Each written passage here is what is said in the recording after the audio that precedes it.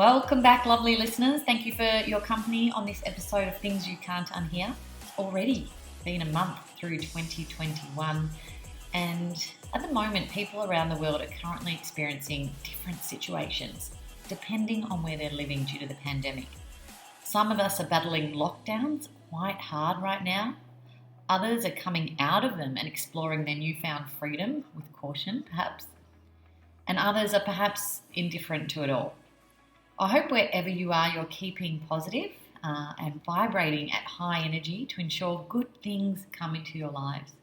Remembering to surround yourself with positivity, including through the people you're talking to, the content you're consuming, the tasks you're working on, and the way you're communicating. It's so important now to be positive in what we're doing and how we're thinking. So on that note, I would like to introduce you to today's guest. Sarah Grynberg is the host of the Life of Greatness podcast and a producer for various other leading podcasts for Podcast One Australia. She is a beautiful soul, and through listening to her interview, The A-List of Personal Development and Spirituality, I often wondered who the person was behind the interview questions and the journey it took her to get to this new chapter in her life, where she truly knows she's living a life of purpose. My guess is if you like and listen to this show, you will also love Sarah and her podcast. As you listen today, you will notice Sarah and I have many similarities in our experiences, and we both ended up wanting desperately to share them with others in the hope that they also find joy from certain learnings as much as we did. So let's welcome the lovely Sarah Grynberg. All right, welcome, Sarah. Thank you for joining me on Things You Can't Unhear. Thank you. It's nice to be here. Now, I found myself listening to your podcast, A Life of Greatness, and I listened to about 5 or 6 episodes, literally back to back, a couple of days ago. And I really found myself resonating with so many of the interviews. Obviously, a lot of the people that you've interviewed on that show, I've read their books and their texts and done some of their courses. I mean, you've interviewed people like Lisa Nichols and Robin Sharma, Vishen Lakhiani from Mind Valley, who I absolutely love, Matthew McConaughey, Marianne Williamson. Like the list goes on. It's the A-list of personal development, professional development, spiritual development. And it's pretty amazing, and it's a big tool for me to sort of really solidify the things that I've learned and be able to hear these people conversationally. So well done on your show, and I'd love to hear about how the podcast came to be and perhaps the catalyst that it took you to create it. Firstly, thank you so much for listening and for your beautiful words. That's so unbelievably kind. So I'm so grateful for that. The way that the podcast came about was quite interesting. It was, I suppose a lot of people call it the dark night of the soul, or, having some sort of setback. And unfortunately, that is the way that a lot of us end up tending to then look at self-development work, or it really brings us internally to go within to look at ourselves. And it got to a stage where basically I was in a job where I was doing breakfast radio, and the hours were unbelievably crazy. They were long. I was getting up at 3:30 in the morning to get to work, and I had really, really young children at the time. And it was just a hard job, really taxing. And I didn't think that it would take so much out of me. That, immersed with a few other things that were going on in my life, made me just think to myself that I was really unhappy, and I wanted to seek more. I had this innate knowing, Maritza, that there was something more. There was something more, and that I was not experiencing life how it should be. And I don't know why I thought that, but I had this innate knowing that I needed to seek more. There must be something more. And that really led me into self-development work. And I basically went and I started reading all of these texts and different books and studying what these great people did to get them to where they were now. And I became immersed in these teachings and the knowledge of that.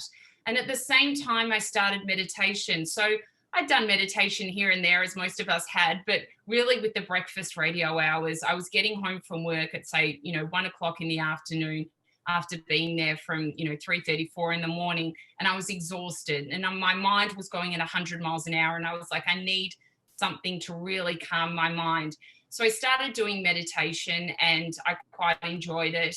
And I then started going deeper and deeper into the meditation experience. And I found that it was really helping me, and it really helped me get to a different level of consciousness than I'd ever experienced before in my life. And it was those moments of meditation where I had my realizations about things that I knew that I should be doing in my life, and ways that I was almost seeing myself from as the witness, not as the actual person. And I was watching my thoughts and realizing how, the simple thing is I was not my thoughts. I was very separate to who I thought I was.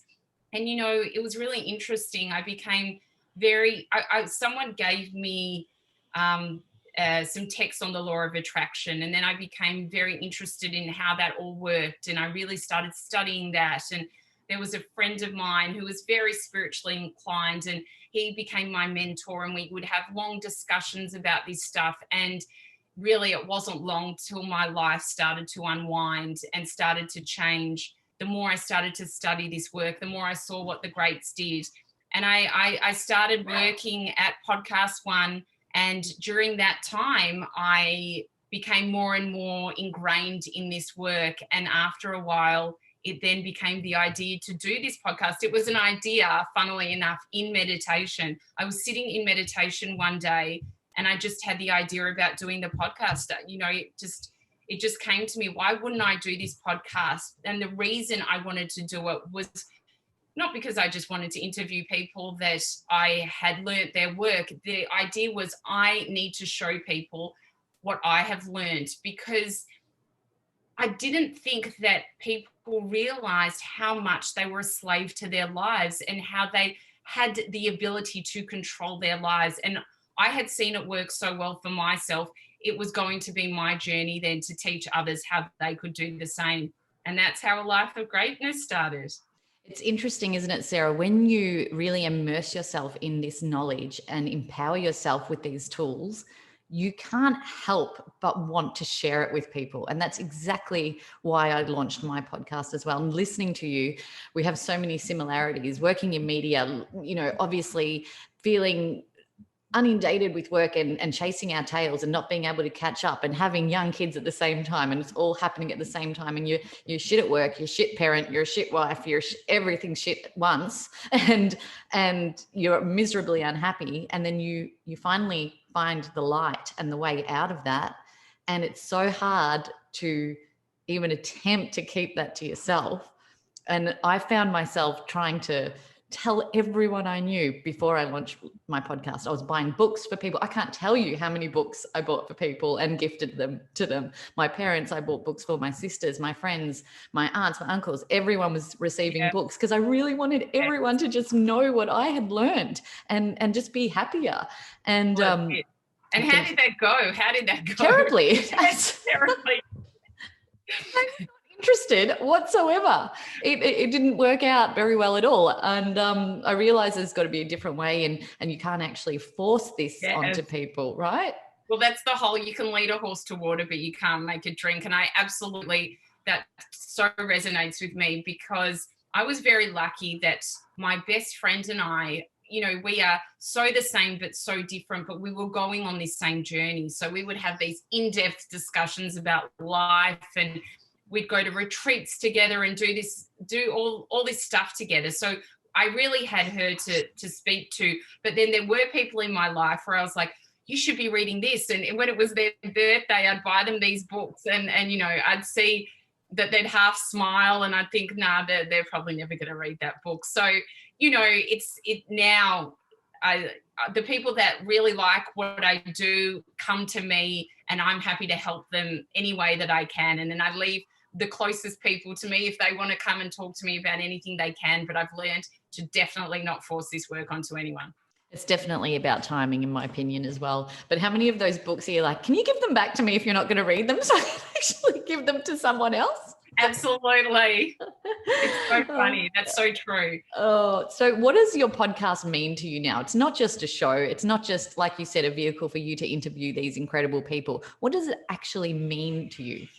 The podcast to me is absolutely about service. It's all about me servicing the greatest good for all, and being, I really want myself to be an absolute vessel to be able to then share other people's stories with the wider community. And I do a smaller podcast called Unlock the Greatness Within, which is me talking about a subject matter for a while as well. And that's really good because that's resonating well with a lot of people as well. So really, it's about sharing wisdom with other people so that they can live truly the greatest life possible. That is the number one reason that we do it. It means that people out there can learn, because knowledge is power. The more that you're able to know this stuff, the more that you're able to choose what resonates with you and what doesn't. And that's why I always say to someone, don't just stick to listening to one person's work or going to one author. Try all different types, because there's going to be ones that you learn different things from, and read all different people's books. Don't just stick to one lot of material, because when we're learning, we are just filling our brains with the most unbelievable knowledge that we can have to then change our lives. So, I think that we're always learning in life, and you don't ever want to stop learning. That's so true. My husband, who I sort of coaxed into becoming spiritually aware as well, and he takes it to another level. I've interviewed him actually a couple of weeks ago, and How? How? Leading by example, leaving books lying around, talking to our kids in a certain way, completely ended up changing his life. But he got obsessed with Abraham Hicks and would listen to her every morning for like 1 hour on speaker in the kitchen. And it went on for about 6 months. And I said, I think she says the same thing the same message is in every piece of YouTube video. Like the whole piece of audio is the same message. Move on from that now. You've learned that. Try and find something else to grasp onto. What are you proud of with this podcast? What makes you feel proud? What makes me really feel proud is when I get messages and emails from people telling me how much it's changed their lives. And I'll never forget, there was a girl that contacted me once, and it was right at the beginning, and I think that's why it really stays fresh in my mind. And she said, what's your work address? I want to send you a letter. And I remember thinking, oh, okay, a letter. Like, not many people send letters these days. She said, I feel that an email is inappropriate. And so she sent me this beautiful handwritten letter, and it was on, stationery that had her name imprinted on it and stuff. And she said how much the podcast had changed her life. And she spoke about going through some of the hardest and toughest moments and having the podcast as a vehicle to get her through them. And really, it's these messages and emails I get from people. I got one the other day. It was so beautiful. And it was this woman who had told me about how she had had someone really close to her pass away. And then she was in Melbourne, as you used to be and I am now. And she was going through the lockdown, and she had a newborn baby. And she said, I was so sad, Sarah. All I wanted to do was cry myself to sleep, but I had to wake up for this baby to feed it. And I used to listen. Well, I listened to your podcast whilst I fed the baby. And it was your podcast that gave me hope to keep on going. And I sit there and I think to myself, oh my God, I can't believe the impact and this podcast is having on people. And who cares what else happens? If it's helping people in this way, then that is the number one reason that it should keep on going. And it makes me so fulfilled to hear that it's having such an impact on so many people. You talk about on your website not caring anymore about what people think. Yes. Tell me about that. Really interesting. I spent so much of my life, as I think a lot of girls do, especially when they're at school, caring about what people think. You know, you want to make sure that you fit in, you want to make sure that you're liked. It's so unbelievably important. And, you know, I see it with my own kids now, and when it's like, we know now how great it is being different, but when you're at school, you want to be the same. And I realized that didn't get me anywhere. Being the same didn't allow me to flourish and be who I wanted to be. And when I got into work and I really went within myself, I discovered what I loved and what I felt was best for giving other people the greatest chance in life. And that then I like compartmentalized caring. I said, honestly, it was like I just stopped. I really couldn't care less anymore. And the more I couldn't care, the more I realized how much people warmed to me even more so than before, because you don't care about the outcome. It's the spiritual law of detachment. When things don't matter anymore, you're not forcing anything. You see things come into fruition because there's no need. You don't have that needy energy that you did in the past. And I feel that it was really coming into this work that allowed me to detach, and that detachment allowed me not to care anymore about what people think. Obviously, I care about, you know, ensuring that I don't hurt anyone or make anyone sad or anything like that. And constructive criticism from people I respect is so unbelievably useful. But otherwise, really, not caring what people think has changed my life in such an amazing way. It's made me so free to just be and do what I want to and what I feel will help the greatest good. You know why I think we don't care what people think anymore? Is Why? Because we're actually doing what's so true in our hearts. It feels so true to us. We're not making anything up. We are being completely vulnerable, authentic, and a true version of ourselves.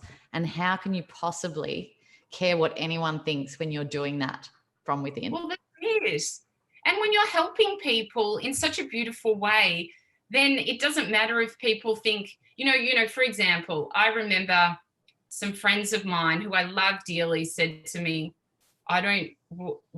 we don't believe that there's such thing as a soul. We just don't believe a soul exists. It just doesn't. And I remember leaving the dinner party we were at and thinking, how can they not believe in a soul? What do you mean? What do you mean? How do you think that we don't, there's nothing more. We die and then we're just in the dirt. That's it. But then I realized that's fine. People have different opinions. Who cares? That's their opinion. They're still amazing people. I don't care. And it was because I think if you care too much, there are so many people who are always going to have a different opinion. And as I'm sure you've come up against, when you were trying to buy people books as I was, that some people are not into it. And if you care so much about that, it's going to make you stumble and you're not going to be able to live out your dream because you're going to be so worried about what people think. And the funniest thing was, Maritza, as well, I realized so many more people are into reflection and looking at themselves and bettering themselves than I ever thought would be. And people from the woodworks, that I went to school with that I haven't seen for years have come and said to me how amazing the podcast is and how they love this sort of stuff. So really, you realize not caring opens you up to so much more than you would have ever thought before. And these people come to you when you open yourself up to it, right? They never would have come to you previously if you hadn't have opened yourself up to it. Yeah. Just listening to that dinner party conversation, I've been in those chats before as well. And I think those people will realize that we have souls when we die. When they die, they'll be like, oh, Sarah was right. We do have souls. I always think that. I always think when I'm preaching about the afterlife that when they die, they're going to think, oh, she was right. Exactly right. Now, you've interviewed Lisa Nichols.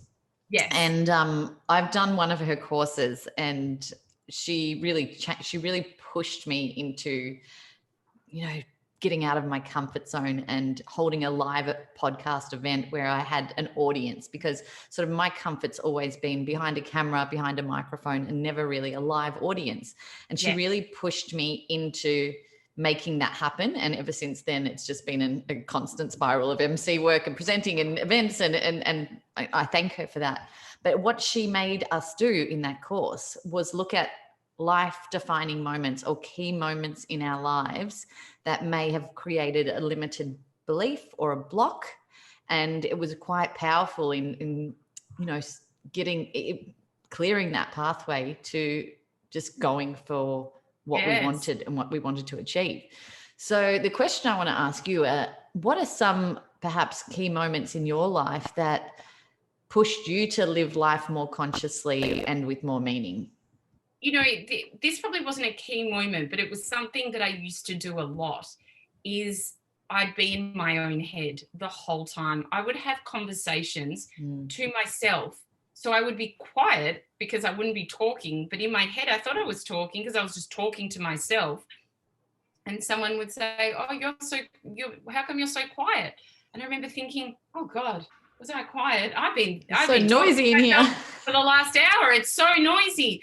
And it was really learning that we are not our thoughts, and we can compartmentalize what we are thinking and who we truly are, and become the best version of ourselves and be able to control our lives. So I think, there were incidences I'm sure we've all had when we were young where someone said we're not good enough, or you're not good at this, or something else, you've maybe a job hasn't worked out, or, something in that realm, and you start to feel not so great about yourself. The self-esteem goes down and you don't feel the best version of who you truly are.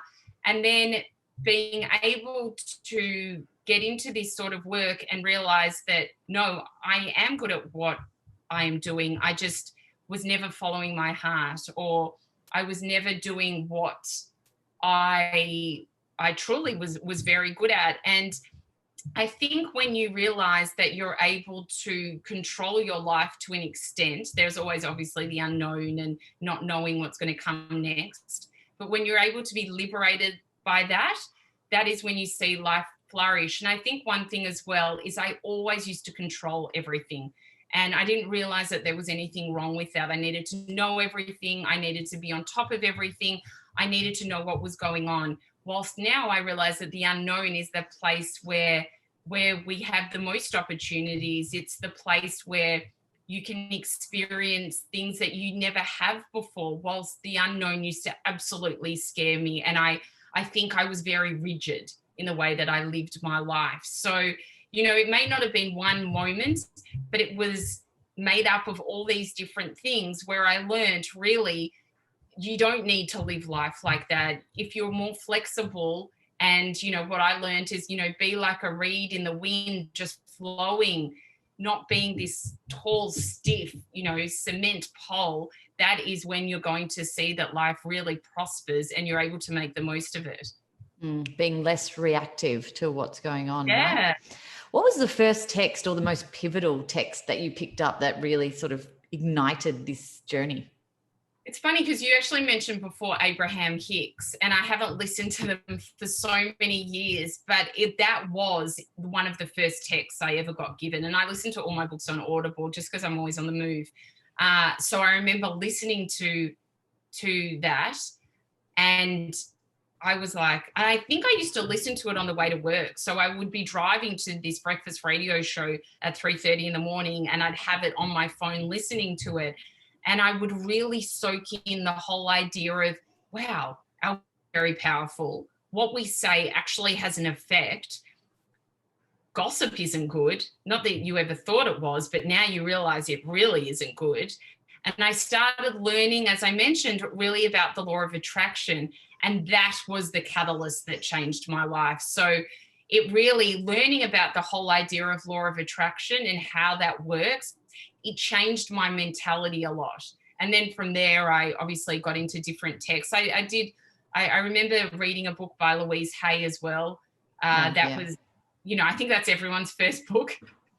That was the first book that I got recommended as well. So I think between the two of them, I really resonated with them. I understood them, and I felt that they had such an impact on me. But there was also an experience spirituality was something that I was always very into from a young age. So when I was 19, I studied the Kabbalah with this very big Kabbalistic rabbi.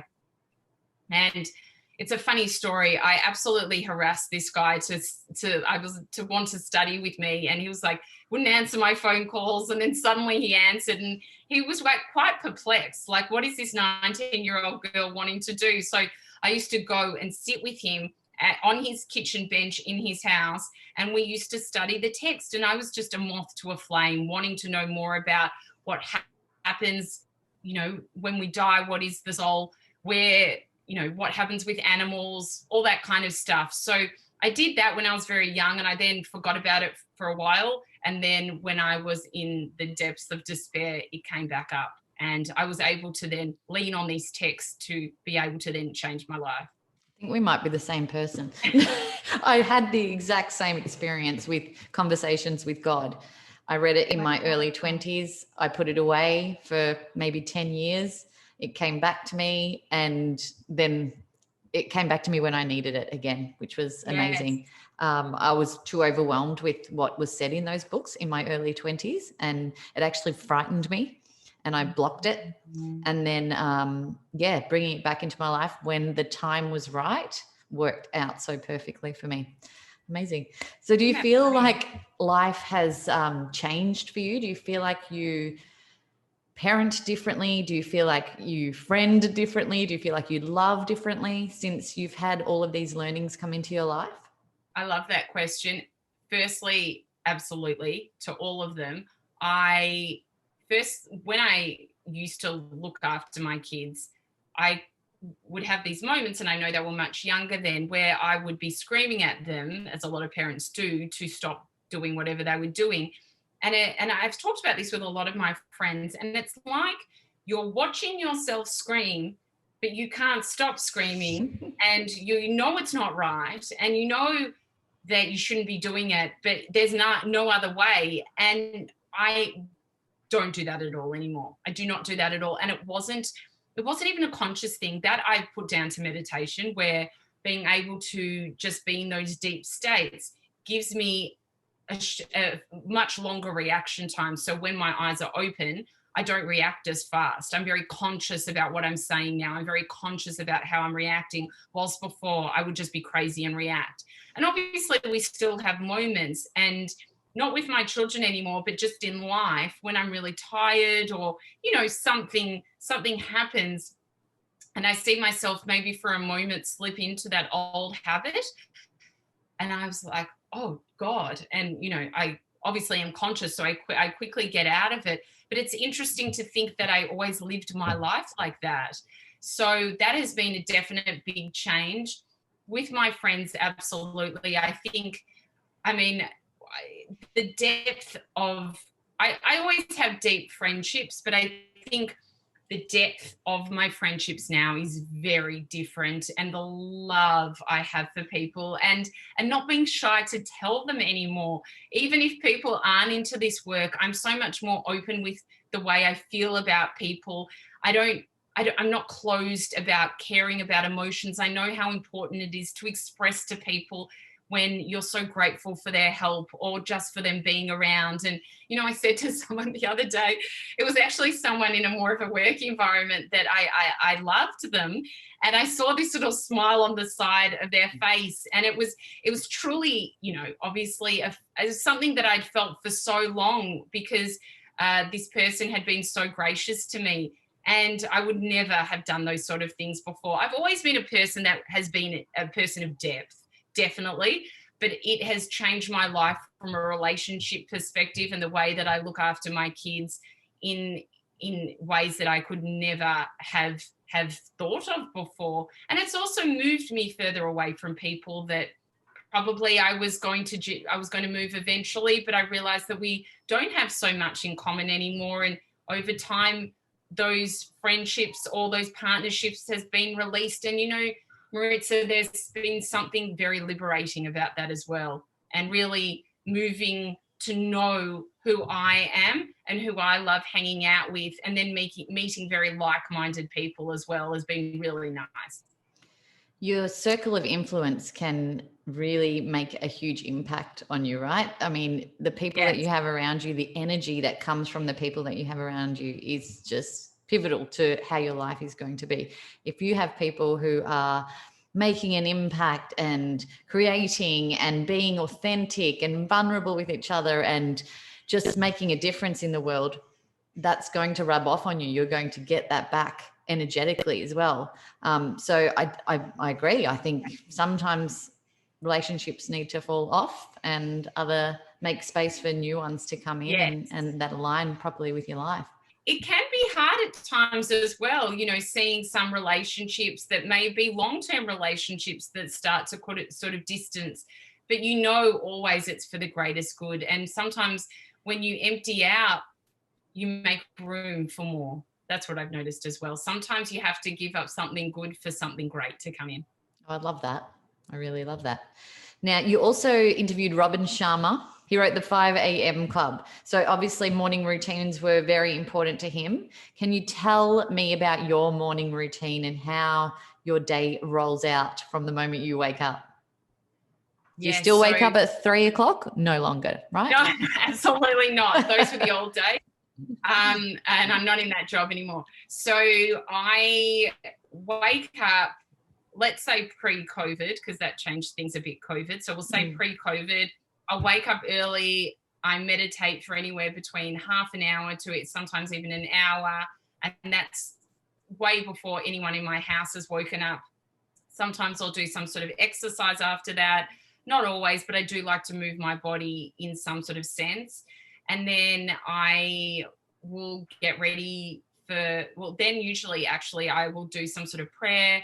I don't usually journal, but I will do some sort of gratitude as well within sometimes the meditation, after the meditation. So I really like to, the biggest thing is getting up, meditating, then doing sort of a prayer, gratitude, and then going into exercise. That's usually the key things in my morning. And I'll make sure I do not check my phone or turn on any devices till I get out of that prayer, meditation, gratitude side of things, because the first thing that I learned, and I think that's changed the way that probably I live, is by not coming and looking at your phone first thing in the morning and then looking at your emails and your WhatsApp and your Facebook and your Instagram and everything else, because it's all that information being poured onto you. You need to have a clear slate, and that's why I like meditating in the morning, to be able to get into that state and then absolutely calibrate all your emotions. And then you get out of that so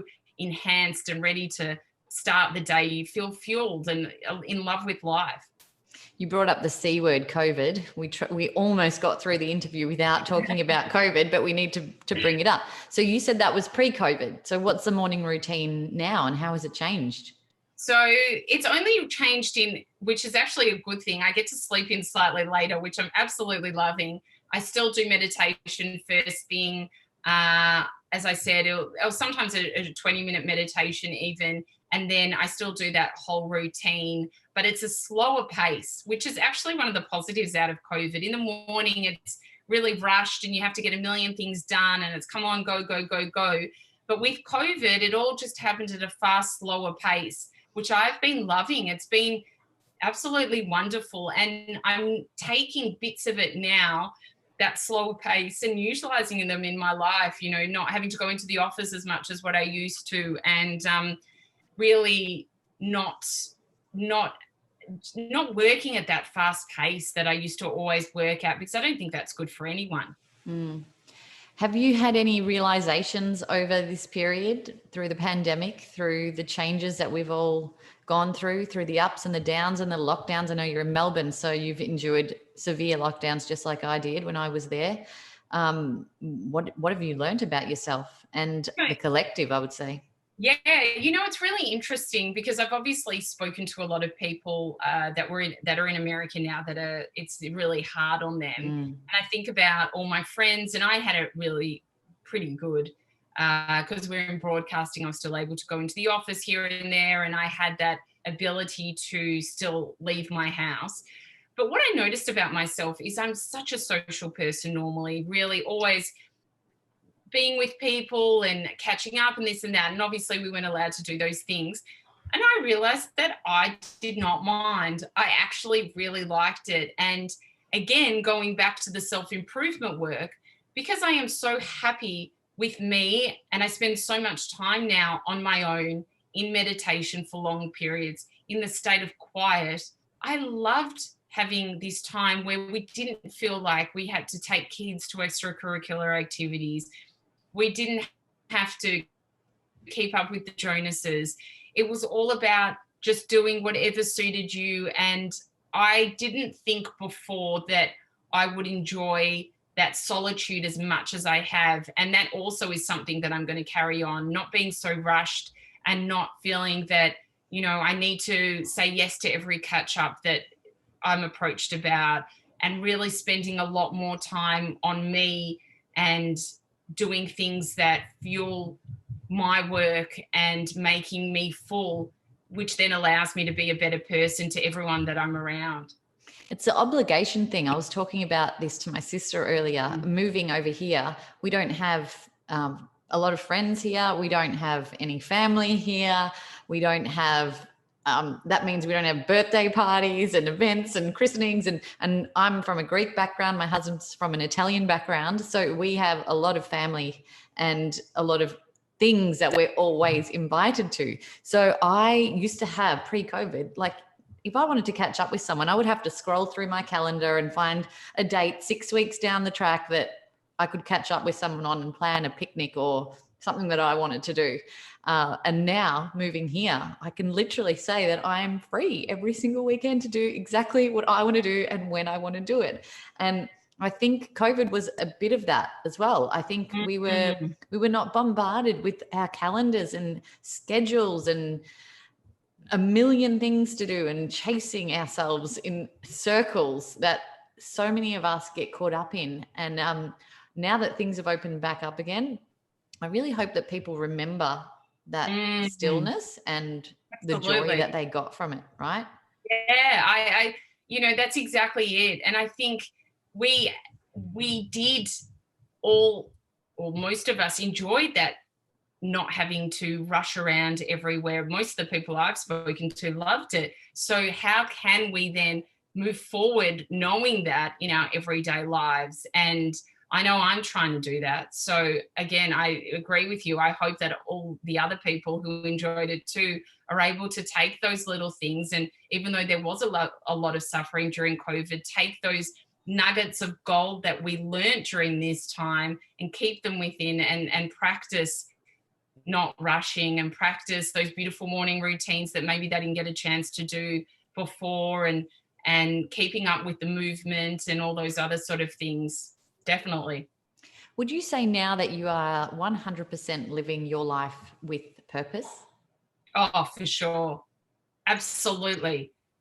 You know, there's big decisions that I've had to make over my life, but I understand without a doubt that when you're living a purposeful life, when you're living a life of service, that you're doing the best for the greatest good, then that's all that you can really do. And I definitely feel that where I am now, that is exactly what I'm doing. And I'm, you know, the joy that radiates out of me is enough to know that I'm on the right path. When you feel, as I'm experience, when you interview someone, or, you know, when I'm doing a lot of writing that I do, there is such a love that I have for the job that I do and the service that I'm able to give, that I know that it's a life of purpose and one of true love. If someone walked up to you in the street and said, Sarah, how do I find my purpose? What would you say? I would say, what did you love doing when you were young? What did you love doing? When I was young, I loved acting. I loved acting, and I did courses, and I did this and I did that, and I was in all the plays, and I loved media. I loved that. And I loved talking to people. And this is so funny because I remember a couple of years ago, after I'd started the podcast, just driving one day and reflecting on how people would always come to me with their problems. And I could have been a psychiatrist, a teacher, and I went into interviewing people and talking to people about their lives. And I would always listen well, and I would always be able to gain information from them that they may never have told anyone else. And these might be people I've never even met before, or people that I barely knew. And a lot of my friends would say to me, how do you do that? And it wasn't because I was trying to get the information out of them. It was just the way that I was with them. And that was from when I was very young. So I say to people, what did you love doing when you were very young? What would you do? Absolutely no issue. What would you love doing if you did not have to have money and finances involved in anything? And what are you good at? What are you good at that you love? Because being good at something and not loving it, that's really, not finding a purpose. That's just doing something you're good at. So I reckon those are the 3 key things to finding your purpose. I love that. I founded a social enterprise events platform called Conscious Conversations at the start of 2019. And we actually facilitate events, but we also facilitate conscious conversations. So we get groups together and we give them specific questions to ask each other to engage in deep conversation and deep connection. And one of the questions, it's the magic that comes from this is just so beautiful. And every time we walk out of one of our events, the 3 of us co-founders are just this buzzing with beautiful energy. But one of the questions that we ask in this facilitated conversation is, when was the last time you cried? So I'd love to ask you that question today. That's interesting. And 5 minutes before the podcast. I'm sorry to say, but it happens often. So it's not as memorable as what it would be to a lot of other people. I do remember the last time, I remember, because you know why? Because we just started a new year. And I remember thinking, wow, it's the first time I've cried for 2021. There'll be many more of them. One thing is, when I came into really being with myself and knowing myself, it made me cry 100 times more. I cry at the drop of a hat. Yeah. And I love that I cry at the drop of a hat. I'm holding that up, as a number one thing, that I'm so happy that I share emotions. But to answer your question, a very close person to me was crying about something, and someone that I don't see cry often. And a male figure, the male should cry the whole time, but this male didn't. And he was crying, and it broke my heart. And so he stopped crying. And then I started crying, and everyone's like, why are you crying? And I said, because he was crying and I don't like seeing him sad. And it's made me so upset that he was crying. And then we did like a group hug. So it was that was the last time that I cried. And when was that? How long ago? Oh, that was that was in January. We're still in January. A couple of weeks ago. Like I've cried twice today. What are you doing? You're not crying enough. Exactly. So it was the start of January sometime. Amazing. Now, if you had one word to choose that would be your focus for this year ahead, what would it be? Determination. Determination is my word, because I've got a lot of things going on this year, and I think that with determination and will, so maybe 2 words, it's about just pursuing what I really want to pursue. So I think, determination and will as well, and not being distracted by the noise and the lights around me will be able to keep me on my path. Beautiful. Thank you for sharing that. Now, I know you ask everyone this question at the end of your podcast. I think you ask everyone this question. What does a life of greatness mean to you? A life of greatness to me is a life of service, a life where you're absolutely true to yourself and you are kind and you're making a big, big difference in this world to be able to help others live their greatest life. And you're certainly doing that, Sarah. So congratulations. I can't wait to see what's next with your determined spirit this year. Thank you for listening to the Things You Can't Unhear podcast. I'd love to keep the conversation going. Let us know what you thought of this episode, and if something profound came up for you that you want to share, Let's talk about it. You can find me on Instagram at Things You Can't Unhear or on my personal page at Maritza_Barone. And if someone you know will benefit from something that was said in this show, make sure you share it with them too. If you haven't already, hit the subscribe button and keep up to date with what's next.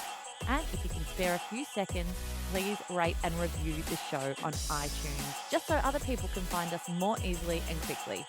And as always, my friends, be happy, be healthy, be conscious, and be kind.